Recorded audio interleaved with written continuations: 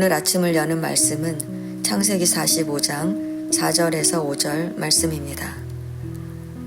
요셉이 형들에게 이르되 내게로 가까이 오소서. 그들이 가까이 가니 이르되 나는 당신들의 아우 요셉이니 당신들이 애굽에 판 자라. 당신들이 나를 이곳에 팔았다고 해서 근심하지 마소서. 한탄하지 마소서. 하나님이 생명을 구원하시려고 나를 당신들보다 먼저 보내셨나이다. 아멘. 창세기 45장은 요셉이 형제들에게 자기가 요셉임을 밝히는 이야기입니다. 말씀을 통해 우리가 우리의 인생을 어떻게 해석하며 살아가야 하는지 살펴보도록 하겠습니다.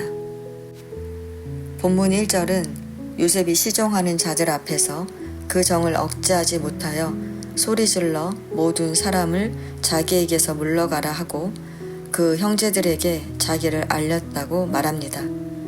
왜 요셉이 북받치는 감정을 억누르지 못하고 자기를 알렸을까요? 표면적으로는 형제들이 변화되었기 때문입니다. 44장에서 요셉이 은잔을 숨겨 베냐민을 붙잡아 두려고 하자 유다가 했던 말을 기억하십니까? 44장 16절에서 유다는 우리가 내 주께 무슨 말을 하오리이까? 무슨 설명을 하오리이까? 우리가 어떻게 우리의 정직함을 나타내리이까? 하나님이 종들의 죄악을 찾아내셨으니 우리와 이 잔이 발견된 자가 다 내 주의 노예가 되겠나이다 라고 말합니다. 유다는 베냐민의 자루에서 은잔이 발견된 이 상황을 변명하려 하지 않습니다. 오히려 유다는 은잔이 발견된 것뿐만 아니라 과거에 자신들이 요셉을 노예로 팔았던 죄악까지 기억이 났는지 모두가 노예가 되겠다고 말합니다. 요셉이 은잔이 발견된 베냐민만 종이 되고 다른 사람들은 평안히 아버지께로 올라가라고 말하지만 유다는 요셉을 잃은 아버지의 심정이 어떠했는지 겪었기 때문에 베냐민을 두고서는 평안히 돌아갈 수가 없었습니다.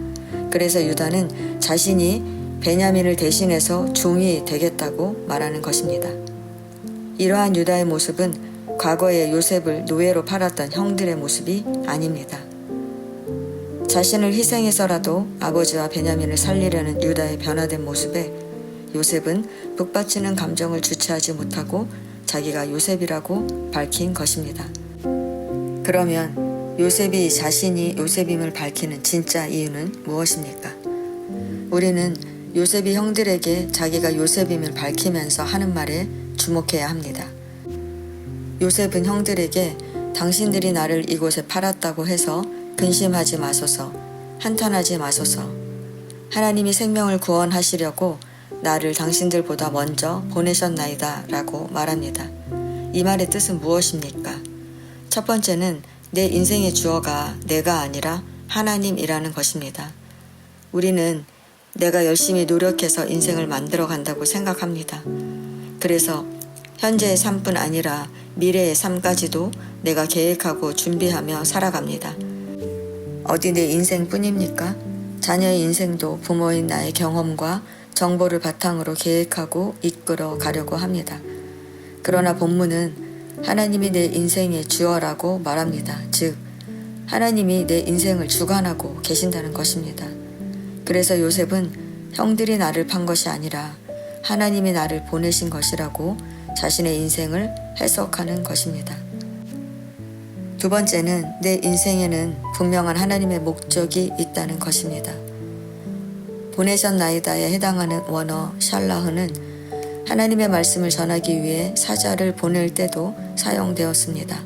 그리고 신약 성경에서는 이 원어를 아포스텔로로 번역하는데 이 말은 사도, 즉 보냄을 받은 자의 어원이 되었습니다. 따라서 요셉이 하나님을 나를 먼저 보냈다고 말하는 것은 하나님께서 그에게 주신 사명을 이루기 위해 먼저 애굽으로 보냄을 받은 자가 되었다는 의미가 포함되어 있는 것입니다. 성도 여러분, 여러분은 자신의 인생을 어떻게 해석하며 살아가고 있습니까? 내가 주어가 되면 고난이 닥쳐올 때 하나님을 원망하고 불평하며 인생을 허비하게 되지만 하나님이 주어가 되면 고난이 와도 슬퍼하지 않고 인생이 잘 풀려도 교만하지 않습니다. 그런데 우리는 그게 잘 안 됩니다. 왜냐하면 머리로는 하나님께서 내 인생을 이끌어 가신다는 것을 알지만 쉽게 끝나지 않은 고난 앞에서 하나님에 대한 우리의 믿음이 흔들리기 때문입니다. 성도 여러분, 어떻게 해야 요셉처럼 흔들리지 않고 고난의 때를 이겨낼 수 있을까요? 한 걸음만 뒤로 물러서서 내 인생을 바라보십시오. 지금까지 살아온 내 삶에 하나님의 은혜가 없었던 적이 있습니까? 없습니다. 고난의 때에도 평안의 때에도 하나님은 늘 나와 함께 하셨고 내 인생을 세워가고 계셨습니다. 우리는 요셉이 자신의 고난을 하나님의 구원 역사를 이루기 위함이었다고 고백하는 것처럼 우리가 겪는 고난에는 분명한 하나님의 목적이 있다는 것을 알아야 합니다. 예수님께서도 우리를 구원해야 하는 분명한 목적이 있어서 피하고 싶었지만 십자가를 지셨던 것처럼 우리 인생을 향한 하나님의 목적이 고난의 시간에도 내가 소망을 바라보고 걸어갈 수 있게 하는 것입니다. 그렇습니다. 우리 인생은 내가 사는 것 같지만 사실 하나님이 이끌어가고 계십니다. 우리는 내가 무엇을 해야지가 아니라 하나님께서 지금 내게 무엇 하기를 원하시는지를 깨달아야 합니다. 끝이 보이지 않는 고난 중에 계십니까? 내가 아니라 하나님이 그 고난을 주관하고 계심을 믿고 절대 절망하지 마시기 바랍니다.